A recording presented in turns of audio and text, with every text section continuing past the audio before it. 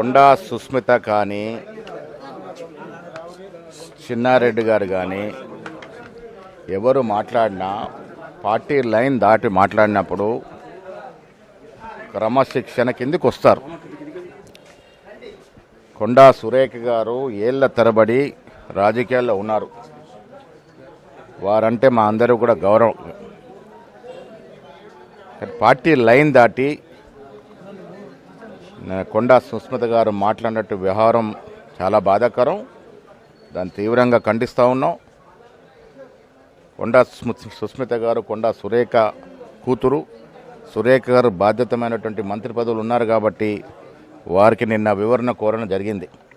సురేఖ గారు వివరణ ఇచ్చిన తర్వాత తదుపరి ఏం చేయాలో ఆలోచిస్తాం. అదేవిధంగా చిన్నారెడ్డి గారు కూడా చాలా సీనియర్ నాయకులు, మా అందరూ కూడా గౌరవప్రదమైన నాయకుడు. వారు ఎందుకు అలా మాట్లాడినారు, ఎందుకు మాట్లాడాల్సి వచ్చింది, వాటి మీద కూడా వివరణ అడగడం జరిగింది. ఎవరైనా పార్టీ లైన్ దాటినప్పుడు పార్టీ నియమావళి ప్రకారము ఏ రకమైనటువంటి చర్యలు తీసుకోవాలో డిసిప్లినరీ కమిటీలో చర్చించి చర్యలు తీసుకుంటారు. అది ఎవరు ప్రకటించినా అది చెల్లదు. పార్టీలో ఒక విధానం ఉంది.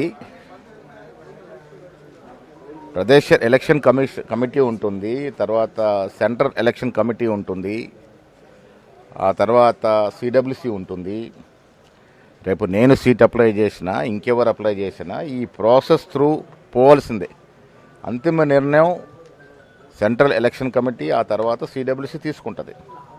ఎవరికి వారు ఈ సీటు తమదే అని ప్రకటించుకోవడం సరైనది కాదు.